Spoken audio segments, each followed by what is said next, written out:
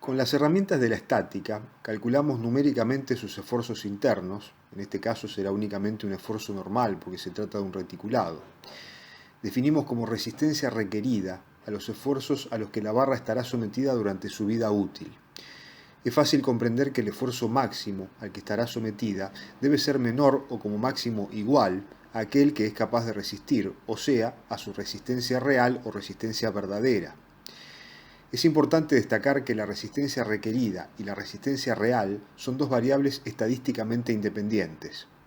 La resistencia requerida de la barra depende, como se desprende de la estática, de las cargas exteriores y de la configuración de la estructura y sus vínculos. La resistencia real de la barra, por otro lado, depende de su forma y dimensiones y de las propiedades mecánicas del material de que está hecha. Pero a pesar de tratarse de dos variables estadísticamente independientes, ambas resistencias deben confrontarse y debe cumplirse en todo momento la siguiente inecuación. La resistencia requerida debe ser menor o igual a la resistencia real. Se eligió un reticulado para que los únicos esfuerzos actuantes fueran los normales, pero ya sabemos que en el caso general de una barra de una estructura espacial podrían actuar 6 esfuerzos internos, lo cual complejizaría nuestro problema. Si esta inecuación se cumple, la resistencia de la barra está asegurada. Pero entonces surge la pregunta siguiente. ¿Pueden conocerse con seguridad ambos miembros de la inecuación, o sea, cuánto necesitamos y cuánto tenemos? O preguntándolo de otro modo, ¿puede lograrse la seguridad absoluta?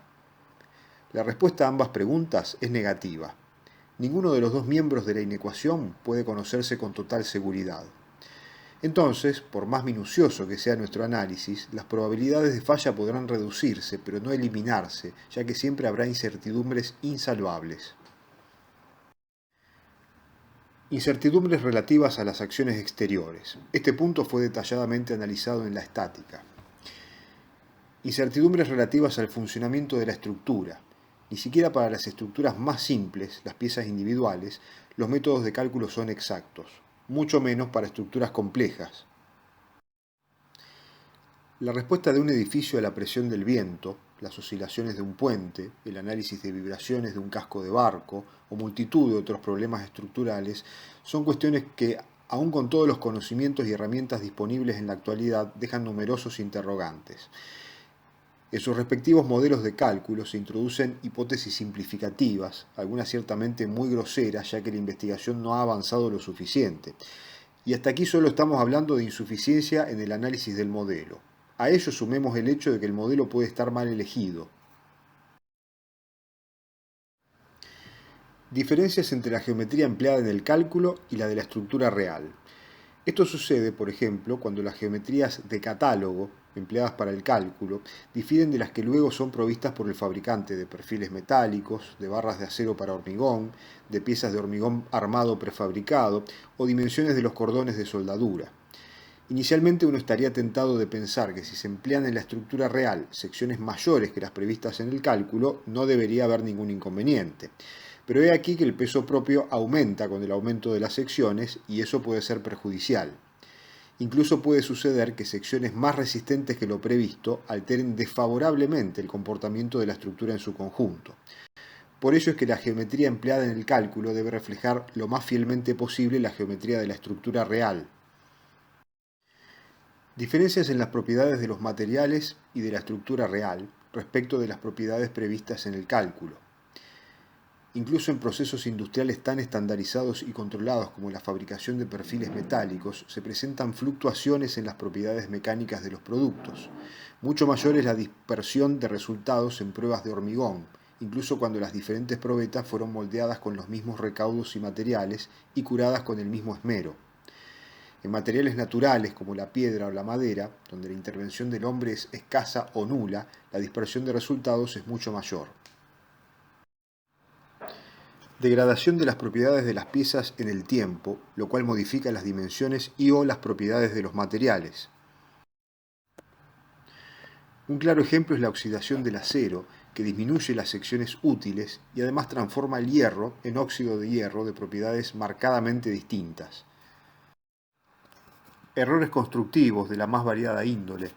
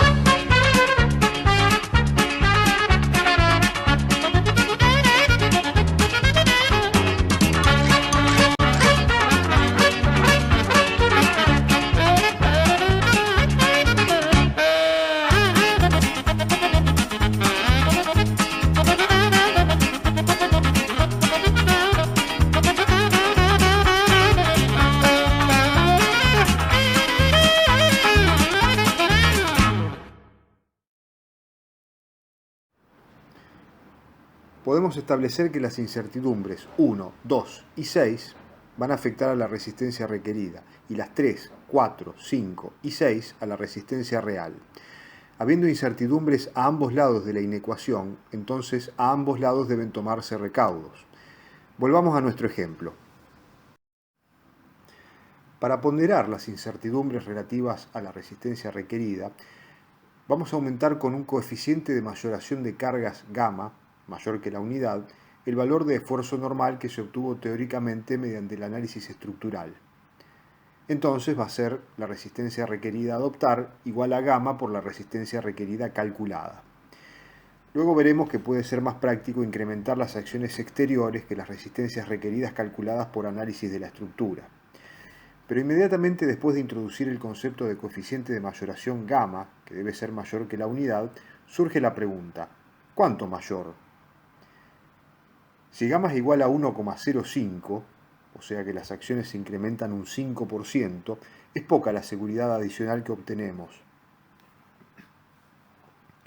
No así si, por ejemplo, gamma vale 8, pero la resistencia real deberá crecer en consecuencia para soportar cargas tan grandes y las secciones de las barras serán excesivamente pesadas y costosas.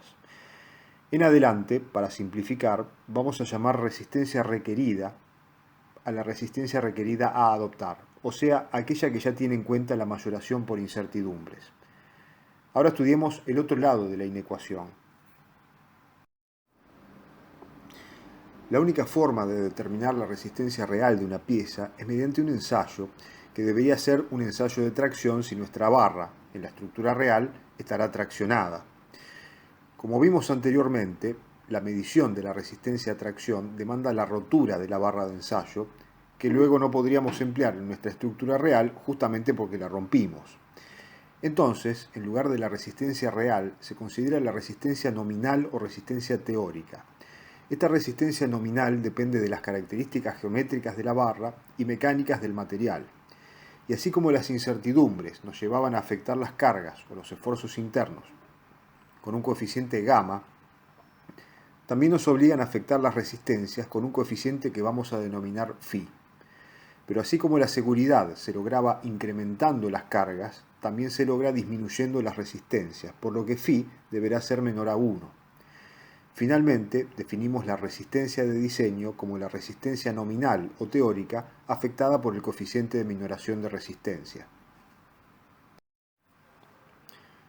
La inecuación original queda, después de todo lo explicado, que la resistencia requerida debe ser menor o igual a la resistencia de diseño. Y podemos establecer lo siguiente. La estática nos sirve para determinar la resistencia requerida solo en estructuras isostáticas y la resistencia de materiales para determinar la resistencia de diseño. Los métodos de cálculo que disponemos para verificar esta inecuación pueden dividirse en dos grandes grupos en función de si hay un único coeficiente de seguridad en juego o si, en cambio, hay más de uno. Analicemos en primer lugar los métodos de coeficiente de seguridad único y volvamos a nuestro ejemplo. Luego de establecer valores numéricos para las cargas, deben calcularse los esfuerzos normales para todas las barras y para todas las combinaciones de carga. Para este ejemplo nos concentramos en los esfuerzos de la barra 2, pero reiteremos que este proceso, como es lógico, debe efectuarse para cada una de las barras. Ya mostramos los esfuerzos en la barra 2 para cada combinación, pero ¿cómo llegamos a ellos? Tenemos dos alternativas. La primera alternativa consiste en incrementar las cargas D, L y W mediante el coeficiente gamma y resolver la estructura con esas cargas mayoradas. Asignemos arbitrariamente para nuestro ejemplo un coeficiente gamma de 1,25. Entre los resultados obtenidos estará el esfuerzo normal de la barra 2, esfuerzo normal que ya tendrá incorporado el coeficiente de mayoración. Como puede aplicarse el principio de superposición de efectos, al mismo resultado vamos a llegar si, en vez de mayorar las cargas, resolvemos la estructura con las cargas D, L y W sin mayorar, obtenemos todos los resultados, entre los cuales estará el esfuerzo en la barra 2, y a dicho esfuerzo lo mayoramos con el coeficiente gamma. Esta es la segunda alternativa. Supongamos que seguimos este segundo camino. Por ambos caminos obtenemos que la resistencia requerida es gamma por el esfuerzo normal. Por otro lado, y como ya se explicó, la resistencia de diseño resultará de afectar la resistencia nominal por el factor de minoración de resistencia. A esta resistencia nominal o teórica, que escapa por el momento de nuestro conocimiento justamente porque todavía no estudiamos la resistencia de materiales, la vamos a denotar con la asignatura Rn y será resistencia de diseño igual a phi por Rn. Según ya dijimos, debe cumplirse la siguiente inecuación de la cual puede despejarse el esfuerzo normal n. Surge un nuevo coeficiente de seguridad eta, como combinación del coeficiente de mayoración de cargas y del de minoración de resistencia, que deberá ser siempre mayor a la unidad. Al cociente entre la resistencia nominal y el coeficiente de seguridad lo vamos a llamar resistencia admisible. En este caso será una resistencia admisible a esfuerzo normal, debiendo cumplirse que el esfuerzo normal debe ser menor o igual a la resistencia admisible a esfuerzo normal. Generalizada para cualquier esfuerzo interno, esta inecuación establece que se debe cumplir que el esfuerzo debe ser menor o igual a la resistencia admisible a dicho esfuerzo. Esta es la premisa fundamental del método de las resistencias admisibles. Si en vez del esfuerzo normal, como tenemos en este ejemplo, tuviéramos esfuerzo de corte, momento flector o momento torsor, también debería cumplirse que el esfuerzo interno calculado fuera menor o igual a la resistencia admisible, la cual tomaría en cada caso un formato distinto: resistencia admisible a esfuerzo de corte, resistencia admisible a momento flector, resistencia admisible a momento torsor. Pero algo tienen en común todas estas resistencias admisibles: dependen de una característica geométrica de la sección transversal y de una característica del material. La característica geométrica, llamémosla R geométrica, depende del esfuerzo interno en cuestión y la vamos a estudiar a lo largo de la materia. La característica mecánica será la tensión límite, sigma L, del material, aquella por arriba del cual se considera que el mismo ya resulta inservible. Para materiales frágiles, la tensión límite es la tensión de rotura.